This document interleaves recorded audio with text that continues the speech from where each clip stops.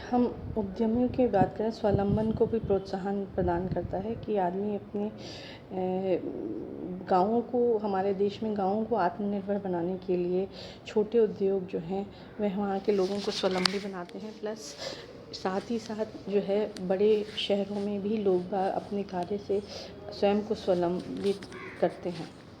कहते हैं महिला उद्यमियों का विकास। उद्यमिता के विकास में महिला उद्यमियों का भी बहुत उनका योगदान है।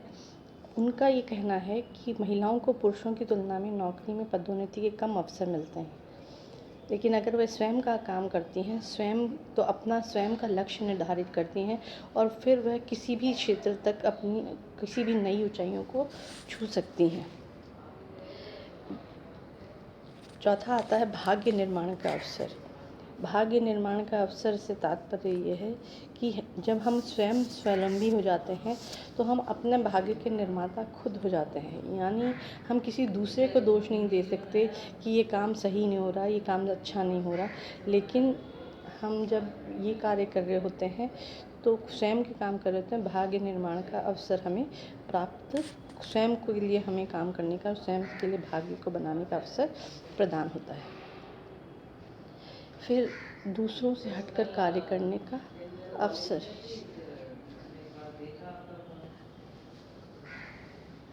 दूसरों से हटकर कार्य करने का अवसर प्राप्त होता है।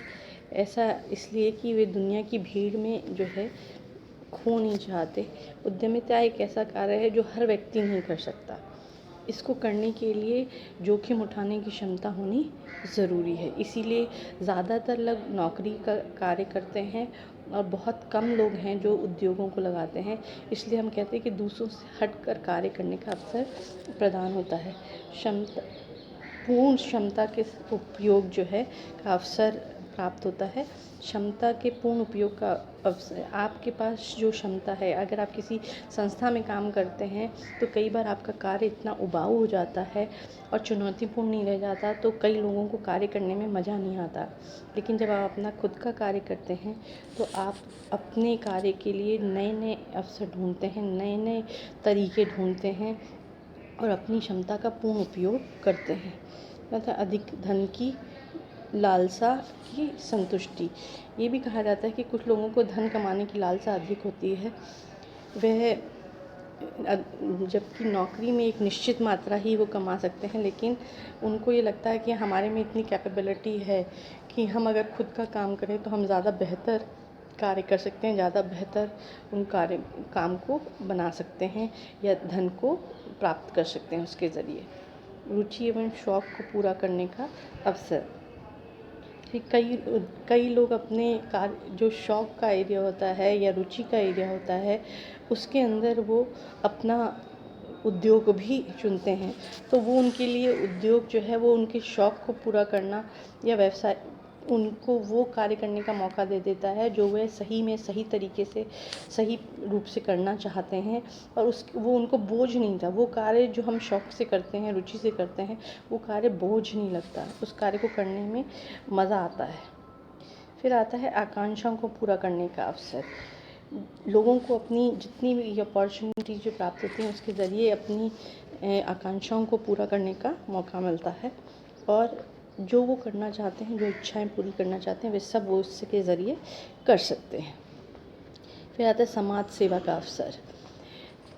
उद्योगपति जो है उसके पास अपॉर्चुनिटी होती है कि वह लोगों का परोपकार भी कर सके, सोसाइटी का परोपकार भी कर। जो प्रसिद्ध उद्योगपति होते हैं वो हमेशा उन्होंने अपनी इनकम का बहुत सा हिस्सा समाज सेवा के लिए दिया है, और हर उद्योग की सोशल रिस्पॉन्सिबिलिटी होती है जिसके तहत वह उस समाज के विकास के लिए वह पूरी मेहनत करता है और उसको समाज को विकसित करने के लिए अपना पूरा योगदान देता है।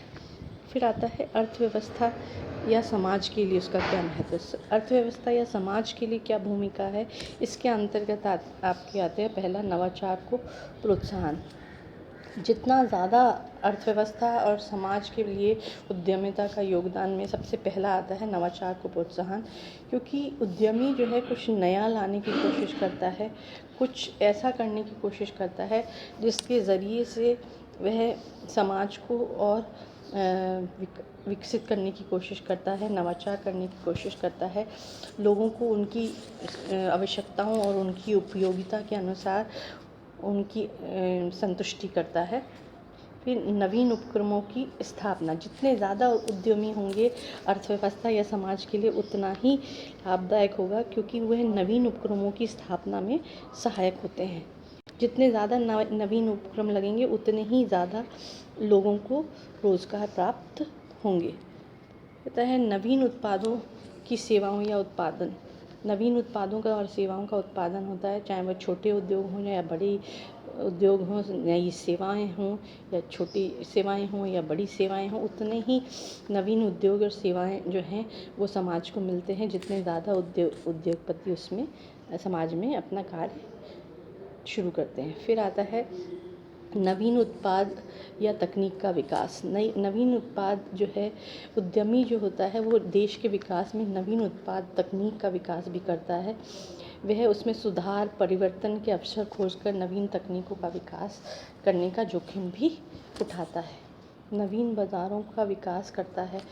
जो क्षेत्र जिन बाज़ारों में पहले उसके प्रोडक्ट नहीं जाते हैं, वह नई अपने प्रोडक्ट्स के लिए नई मांग, नई बाज़ार ढूंढता है और उसमें जो है अपने वस्तुओं को बेचता है। तो ये भी एक क्षेत्र ऐसा है जिसके कारण जो है नवीन बाज़ारों में नए जो है उद्योगपति अपना प्रोडक्ट बेचते हैं। फिर आता है विद्यमान उपक्रमों का विकास एवं विस्तार। उद्यमी विद्यमान उपक्रमों का भी विकास एवं विस्तार करते हैं। जैसे जैसे उद्योग जो है नए नए उत्पादों का निर्माण करता है, नई नई उत्पादन तकनीकों का इस्तेमाल करता है, वैसे वैसे वह नए बाज़ार खोजता है, नए क्षेत्र में प्रवेश करता है और उद्यमिता का विकास करता है, रोज़गार के अवसरों को योगदान देता है। जितना ज़्यादा उद्यमी उद्योग लगाएंगे समाज में, उतने ज़्यादा लोगों को रोज़गार प्रदान करने में सहायता देंगे। अंतर्राष्ट्रीय व्यवसाय को प्रोत्साहन, किसी भी देश का एक्सपोर्ट भी उद्योगपतियों के ज़रिए ही चलता है और देश का नाम जो है दूसरे कंट्रीज़ में भी उन्हीं के ज़रिए आता है। जहाँ जहाँ हमारा व्यवसाय फैलता जाता है, वैसे वैसे जो है अंतर्राष्ट्रीय स्तर पर भी व्यवसाय को प्रोत्साहन मिलता है। पूंजी निर्माण को प्रोत्साहन मिलता है। किसी भी देश की अर्थव्यवस्था उसके पूंजी निर्माण पर निर्भर करती है। विकासशील देशों में उद्यमों की पूंजी जो है वह पूंजी निर्माण में उसका योगदान प्रदान करती है और वह उसको कार्य करने में जो है पूंजी निर्माण के ज़रिए से कोशिश ये की जाती है किसी भी देश की अर्थव्यवस्था या उसको और ज़्यादा प्रोत्साहित किया जा सके। आर्थिक सत्ता का विकेंद्रीकरण। आर्थिक सत्ता का विकेंद्रीकरण जो है, जो पहले सिर्फ पूंजीपतियों के हाथ में था, वो जैसे जैसे छोटे छोटे उद्योगपति उत्पन्न होते हैं या उद्यमिता का विकास होता है, वैसे वैसे जो है वह उस क्षेत्र के लोगों को औद्योगिक विकास करने में सहायक होता है। राजकीय नीतियाँ एवं योजनाओं के क्रियान्वयन में योजना। सरकार के द्वारा जो भी नीतियाँ बनाई जाती हैं या नियोजन किया जाता है, उनकी योजनाओं को जो है उनको क्रियान्वित करने के लिए, राजकीय नीतियों को क्रियान्वित करने के लिए भी हमें उद्योगपतियों की आवश्यकता पड़ती है। चाहे वो आयात निर्यात की नीति हो, तकनीकी नीति हो, औद्योगिक नीति हो, वो इनके ज़रिए से ही सरकार के द्वारा लागू की जाती है। सामाजिक समस्याओं का निवारक। समाज में जो समस्याएं उत्पन्न होती हैं, उन समस्याओं को भी ये ज़्यादा से ज़्यादा जो है उनके निवारण में, जितना ज़्यादा उद्योगपति बढ़ते हैं, लोगों की ज़रूरतें बढ़ती हैं, लोगों का नज़रिया चेंज होता है, उतना ही उनकी सामाजिक समस्याएं जो हैं वह दूर होती हैं। फिर संतुलित आर्थिक विकास की बात हम करते हैं तो संतुलित आर्थिक विकास जो है वह किसी भी भौगोलिक उद्यमिता की प्रक्रिया देश के संतुलित आर्थिक विकास के लिए सही होती है। क्यों? क्योंकि इनके ज़रिए से हम ये कोशिश करते हैं कि किसी भी ऐसे क्षेत्र का विकास किया जा सके, वहाँ पर हम विशेष छूट देते हैं और उन छूट के ज़रिए से हम उसका विकास करने की कोशिश करते हैं। संसाधनों का सदुपयोग या प्रॉपर यूटिलाइजेशन ऑफ रिसोर्सेज। देश में अनेक प्रकार के संसाधन हैं, ये वैसे वायु, जल, पहाड़, नदियाँ, समुद्र, कृषि, खनिज पदार्थ, मानव, पशु संपदा। उद्यमी इन सभी संसाधनों को बहुत अच्छे से सदुपयोग करते हैं और उसकी उपयोगिता में वृद्धि करते हैं। लोगों को उसके ज़रिए से ज़्यादा से ज़्यादा चीज़ों को प्राप्त करने या संसाधनों को सही रूप में प्राप्त करने का मौका मिलता है। कहता है आर्थिक विकास में योगदान। किसी भी कंट्री जो आर्थिक विकास है वह इस बात पर निर्भर करता है कि उद्यमी जो हैं उस देश में कितने हैं, क्योंकि वह उद्यमी ही उस देश के आर्थिक विकास में सहायता प्रदान करते हैं। ये थे हमारे वह क्षेत्र जिसके ज़रिए से हम ये कहते हैं कि उद्योगपतियों की क्या भूमि है या उद्यमिता की क्या भूमिका है, ये इसके अंतर्गत आता है। अब हम देखेंगे उद्यमिता की समस्याएं क्या हैं या उसकी सीमाएं क्या हैं, क्योंकि उद्यमिता आसान नहीं है, इसीलिए हर कोई इसको नहीं कर सकता। इसको वही लोग कर सकते हैं जो कि हर प्रॉब्लम को ओवरकम कर सकते हैं। और उद्यमिता के क्षेत्र में भी कई तरह की प्रॉब्लम्स आती हैं, जैसे पहली आय की अनिश्चितता। यह ज़रूरी नहीं है कि आपका उद्योग चले और उस उद्योग में आपको इनकम शुरू में ही होने लग जाए, या आपके उद्योग सही समय पे आपने सही नहीं शुरू किया तो हो सकता है उसमें आय आपको प्राप्त नहीं हो। तो इसलिए आय की अनिश्चितता इसके अंतर्गत समानता पाई जाती है। तो इसलिए जो नए उद्योगपति होते हैं या नए उद्यमी होते हैं, उनको बड़ा साहस जुटाना पड़ता है किसी भी कार्य को करने के लिए। फिर आता है लंबा गर्भकाल, लॉन्ग जेस्टेशन पीरियड। उद्यमिता की एक सीमा ये भी है कि व्यवसायियों का गर्भकाल काफ़ी लंबा होता है, यानी जब आपको ब्रेक इवन पॉइंट प्राप्त होता है वह बहुत कम से कम 5 वर्ष मान लें, और 5 वर्ष के अंतर्गत जो है अगर वह काम नहीं कर पाते हैं तो वो इनकम उसको 5 वर्ष तक प्राप्त होने में बड़ी मेहनत करनी पड़ती है। कड़ी मेहनत, लाभ प्राप्त करने के लिए बहुत मेहनत करनी पड़ती है, हार्ड वर्क करना पड़ता है, और फिर भी कई बार हार्ड वर्क जो है वो आपको पे ऑफ नहीं करता। जोखिम की मात्रा बहुत अधिक होती है और जोखिम जो है वह हर कोई उठाने के लिए तैयार नहीं होता, इसलिए हर कोई व्यक्ति उद्यमी नहीं होता। असफलता का आघात, कई बार फेलियर जो है वह बहुत महंगा पड़ जाता है और उद्यमी जो है हताश हो जाता है और वह आगे कार्य नहीं करना चाहता।